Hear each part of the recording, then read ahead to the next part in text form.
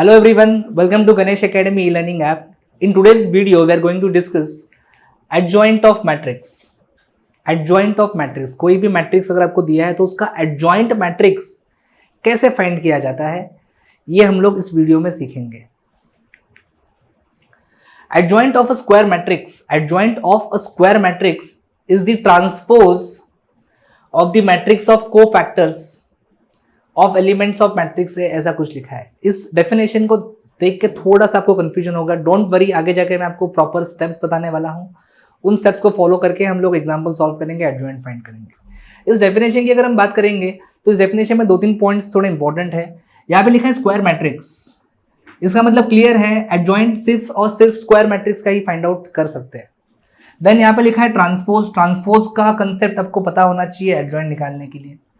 यहाँ पे और एक वर्ड लिखा है cofactors. Cofactors of elements of matrix ए. तो जो भी गिवन मैट्रिक्स दिया है आपको क्वेश्चन में ए, उस मैट्रिक्स के हर एलिमेंट का आपको कोफैक्टर निकालना है. वो कैसे, एक एग्जांपल में सॉल्व करने वाला हूं. पूरा कंसेप्ट आपका क्लियर होने वाला है. कोई भी डाउट एडजॉइंट के बारे में नहीं रहेगा इस वीडियो के बाद. इस वीडियो को पूरा देखो. एडजॉइंट को डिनोट कैसे करते हैं? एडजॉइंट को डिनोट करने के लिए शॉर्ट में ए डी जे लिखना है. ए डी जे का मतलब एडजॉइंट ऑफ ए. कैसे फाइंड करना है, स्टेप्स क्या है? First step, find cofactors for each element of matrix A. Matrix A के हर एलिमेंट के लिए आपको कोफैक्टर्स फाइंड करने हैं. कैसे बताऊंगा इमीडिएटली स्टेप्स बताने के बाद. ये तो ट्रेलर है, पिक्चर अभी बाकी है. Second step, find matrix of cofactors. जो भी कोफैक्टर्स फाइंड करोगे उसको एक मैट्रिक्स के अंदर डाल दो, बनेगा मैट्रिक्स ऑफ कोफैक्टर. फिर एडजॉइंट फाइंड करना है. Third step, last step. Adjoint का फॉर्मूला क्या है देखो, adjoint of A is equal to transpose of matrix of cofactor. जो भी सेकंड स्टेप में आपने मैट्रिक्स ऑफ कोफैक्टर लिखा है उसका ट्रांसपोज लेना है आपको एडजॉइंट मिल जाएगा. इन तीनों स्टेप्स को फॉलो करके एक प्रॉपर क्वेश्चन मैं आपके लिए सॉल्व करने वाला हूं. चलो शुरू करते हैं. क्वेश्चन में लिखा है फाइंड एडजॉइंट ऑफ मैट्रिक्स ए. एक छोटा सा 2x2 मैट्रिक्स दिया है. इस मैट्रिक्स का एडजॉइंट मैट्रिक्स हमें फाइंड करना है. देखते हैं कैसे फाइंड किया जाता है. सबसे पहले हम लोग फाइंड करेंगे कोफैक्टर्स. आपको पता होगा कोफैक्टर हर एलिमेंट के लिए आपको फाइंड करना है. इस मैट्रिक्स में कितने एलिमेंट्स है? 4 एलिमेंट्स है, तो आपको 4 कोफैक्टर्स फाइंड करने पड़ेंगे. देखो उन कोफैक्टर्स को कैसे डिनोट करते हैं, उन्हें कैसे फाइंड करते हैं, एकदम डिटेल में आराम से मैं सब कुछ बताने वाला हूँ. सबसे पहले यहाँ पे कितने रोज है, कितने कॉलम्स है, जरा बताओ मुझे. कितने रोज है? 2 रोज है. This is first row. Yes dear student, this is first row. इसको मैं कहूंगा R1. This is second row, इसको मैं कहूंगा R2. देन वर्टिकल अरेंजमेंट मतलब column, this is column 1, this is column 2. तो ये जो भी मैट्रिक्स दिया है इसमें 2 रोज है और 2 कॉलम्स है. टोटल 4 एलिमेंट्स है, तो 4 कोफैक्टर्स आएंगे. कैसे डिनोट करते हैं कोफैक्टर्स को मैं आपको बताता हूं. देखो सबसे पहला कोफैक्टर होगा C11. C का मतलब कोफैक्टर. 11 का मतलब है cofactor for first row first column. ये जो भी कोफैक्टर हम लोग फाइंड कर रहे हैं, ये 11 लिखा है, मतलब देखो ये R के लिए है, ये C के लिए है. तो 11 का मतलब देखो cofactor for first row first column. Yes, अभी फर्स्ट रो फर्स्ट कॉलम पे क्या है देखो, फर्स्ट रो फर्स्ट कॉलम में कौन सा एलिमेंट है? 2. इसका मतलब ये जो भी कोफैक्टर हम लोग फाइंड कर रहे हैं वो 2 के लिए फाइंड कर रहे हैं. 2 के लिए कोफैक्टर जो हम फाइंड करेंगे उसको C11 लिखा मैंने. -3 के लिए जो कोफैक्टर हम लोग फाइंड करेंगे, सोचो उसे कैसे डिनोट करेंगे. -3 का कोफैक्टर, -3 का पोजीशन क्या है? R1 C2. R1 C2. Yes देखो यहाँ पे R1 C2. यहाँ पे लिखा है 1, यहाँ पे लिखा है 2. यस, कोफैक्टर फाइंड कर रहे हैं इसलिए यहाँ पे C लगाएंगे. तो -3 का जो कोफैक्टर होगा, -3 के कोफैक्टर को कैसे डिनोट करेंगे? उसको डिनोट करेंगे C12 से. देखो यहाँ पे C12. इस 1 का कोफैक्टर क्या होगा? सोचो 1 का कोफैक्टर कौन सा रो है, कौन सा कॉलम है? Second row first column, second row first column. 2 1 C21. Then इस 5 का क्या होगा? 5 का कोफैक्टर पोजीशन क्या है? Second row second column, second row second column. 2 2 C22. C22. तो कोफैक्टर को कैसे डिनोट करना है आपको समझ में आ गया.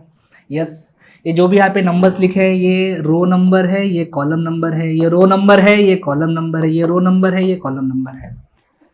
इन कोफैक्टर्स को जब हम फाइंड करते हैं याद रखना कुछ कोफैक्टर्स का साइन पॉजिटिव होता है, कुछ कोफैक्टर्स का साइन नेगेटिव होता है। अभी किसे पॉजिटिव लिखना है किसे नेगेटिव लिखना है ये अपने मर्जी से डिसाइड नहीं होता, यहाँ पे कुछ रूल है जो हमें फॉलो करना होता है।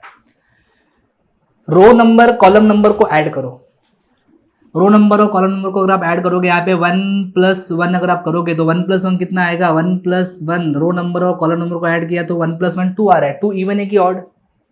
यस 2 इज इवन, स्कूल में सीखा आपने 2 इज इवन नंबर। अगर ये सम इवन आ रहा है तो याद रखना वो कोफैक्टर जो होगा वो पॉजिटिव होगा। यस इवन आ रहा है तो पॉजिटिव। यहाँ पे चेक करते हैं, रो नंबर और कॉलम नंबर को ऐड करो। रो नंबर 1 है, कॉलम नंबर क्या है दोस्तों 2, तो 1+2 करेंगे 3 आएगा। 3 is odd number. Yes odd आ रहा है तो नेगेटिव साइन आएगा। तो रो नंबर और कॉलम नंबर को ऐड करो, उनका सम अगर इवन आता है तो प्लस, सम ऑड आता है तो माइनस। यहाँ पे सोचो 2+1 3 इवन है कि ऑड? ऑड मतलब नेगेटिव साइन आएगा। C22 2+2 4 इवन मतलब प्लस साइन आएगा।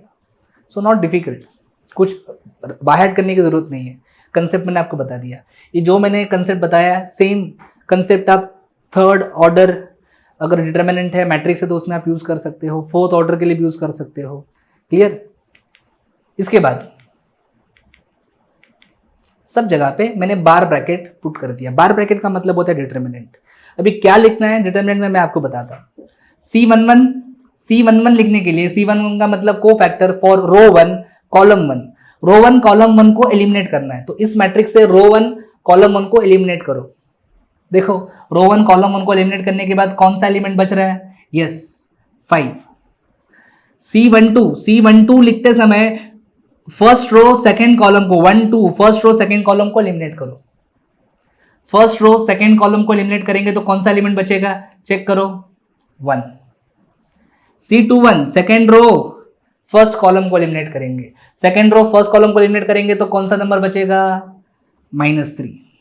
यस देन C22 मतलब सेकेंड रो सेकेंड कॉलम को एलिमिनेट करेंगे। देखो यहाँ पे second row second column eliminate हो गया तो कौन सा नंबर बचा? नंबर बचा 2।